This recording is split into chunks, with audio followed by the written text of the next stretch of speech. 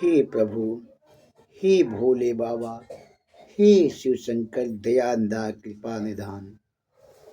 कैर चरण कृतम वाक्यजम कर्मजम वा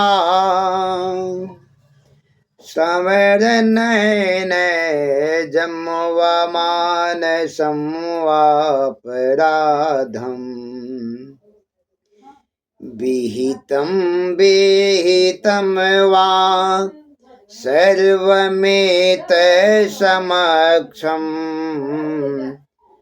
जय जय करुणाब्धे श्री महादेव शंभो। जय जय करुणाब्धे श्री महादेव शंभो। जय श्री राधे राधे राधे। मैत्रेय जी कहते हैं, विदुर जी, ध्रुव ने प्रजापति शिशुमार की पुत्री भ्रमी के साथ विवाह किया, जिससे उनके कल्प और वत्सल नाम के 2 पुत्र उत्पन्न हुए। ध्रुव की दूसरी पत्नी वायुपुत्री इला से उत्कल नाम का पुत्र तथा कन्या उत्पन्न हुई। सुरुचि के पुत्र उत्तम का विवाह नहीं हुआ था। वह एक दिन शिकार खेलने हिमालय पर्वत पर गया। वहां उसको एक बलवान यक्ष ने मार डाला। उसके दुख से दुखित होकर उसकी माता सुरुचि का भी देहांत हो गया। उत्तम स्वतः कृतोद्वाहो मृगयाम बलियसाम हता पुण्य जनिन्द्रादो तन्मातस्य गति गतम। ध्रुव ने अपने भाई के मारे जाने का समाचार सुना तो वे क्रोध और उद्वेग से भरकर यक्षों के देश अलकापुरी में जा पहुंचे। ध्रुव ने वहां जाकर शंखनाद किया। आकाश गूंज उठा। यक्ष पत्नियां डर गई। यक्ष भी अस्त्र लेकर ध्रुव जी पर प्रहार करने लगे। ध्रुव प्रचंड धनुर्धर थे। ध्रुव जैसा धनुर्धारी उस समय कोई नहीं था। उन्होंने 1,30,000 यक्षों में से प्रत्येक को 3 बार मारे। ध्रुव जी के इस अद्भुत पराक्रम की सभी यक्षों ने प्रशंसा की। मत्वाय निरस्तमात्मनामसनं कर्मयस्य ततः। यक्ष ने बाणों के जवाब में दुगुने बाण चलाए। बाणों से ध्रुव का रथ ढक गया। वैसे ही ध्रुव जी का रूप एकाएक प्रकट हो गया। ध्रुव के प्रचंड बाणों से शत्रुओं के मस्तक, बाहु, हाथ, पैर कट कर पृथ्वी पर गिर गए। जब यक्षों ने बाण चलाया कि ध्रुव का रथ बाण से ढक गया। इतना होने के बाद परमात्मा की कृपा ध्रुव जी के ऊपर थी और ध्रुव जी तुरंत सारे बाणों को तितरी बितरी करके स्वयं प्रकट हो गए। और ध्रुव के प्रकट होने पर ध्रुव ने अपने बाणों से शत्रुओं के मस्तक, बाँव, हाथ, पैर सब काटे और सब पृथ्वी पर गिरने लगे। देर से थोड़ी देर में दिशाओं में धूल व्याप्त हो गई। वज्रपात होने लगा। मल मूत्र की वर्षा होने लगी। सिंह व्याघ्रादि डर के इधर उधर भागने लगे। ध्रुव जी ने इतना तीव्र, इतना भयंकर युद्ध किया कि चारों ओर अंधेरा छा गया। इस प्रकार यक्षों ने ध्रुव के ऊपर अपनी माया का प्रकोप किया। अब यक्ष ने क्या किया, जब ध्रुव की प्रचंड युद्ध कौशल को देख करके तमाम यक्ष मारे जाने लगे, तब यक्षों ने अपनी माया का प्रभाव ध्रुव जी पर डाल दिया।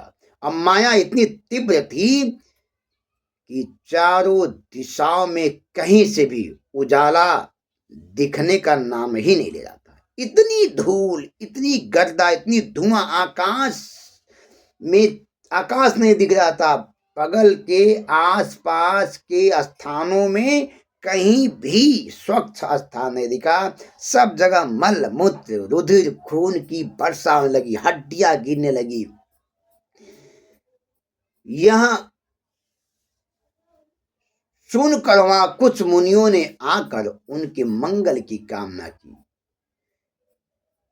जब यक्षों ने ध्रुव के ऊपर अपनी माया का प्रयोग किया, यानी कि अब ध्रुव पर माया का प्रयोग कर रहा है, ध्रुव को भी कुछ दिख नहीं रहा है आगे क्या है। भगवान की कृपा से उसी समय ऋषि मुनि उस स्थान पर आकर के ध्रुव जी के पास आते हैं और ध्रुव से क्या कहते हैं, यन्नाम धेयम विधाय निशम्ब चाधा लोकंजसा तरति दुस्तर मंग मृत्युम लोकंजसा तरति दुरस्त मंग मृत्युम। ध्रुव भगवान नारायण तुम्हारे शत्रुओं का संहार करें। भगवान का नाम ऐसा है कि भक्त जब भगवान के अधीन हो जाते हैं, भक्त जब भगवान को स्वयं को समर्पित करते हैं, तो भक्त का समस्या जो होता है वो समस्या भगवान का हो जाता है। भक्त का जो दुख होता है वो दुख भगवान का हो जाता है। लेकिन कब, जब भक्त भगवान को स्वयं अधीन कर ले, यानी भगवान के चरणों में वो हमेशा पड़ा रहे। कोई भी दुख हो भगवान से कहो, मानो से कहने से कुछ मिलने वाला नहीं है। तब ध्रुव जी जब स्वयं भगवान को समर्पित कर दिए तो ध्रुव जी का युद्ध भगवान जी का युद्ध हो गया। ध्रुव जी सारथी थे, भगवान स्वयं सारथी बन गए। ध्रुव जी यक्षों से युद्ध कर लेते, स्वयं भगवान जी युद्ध करने लगेंगे। जिसके सुनने और कीर्तन करने मात्र से मनुष्य दुस्तर मृत्यु के मुख से अनायास ही बच जाता है, सिर्फ नाम और कीर्तन करने से। बस यहाँ तो ध्रुव ने भगवान को समर्पित कर दिया था। तो सभी ने समझाया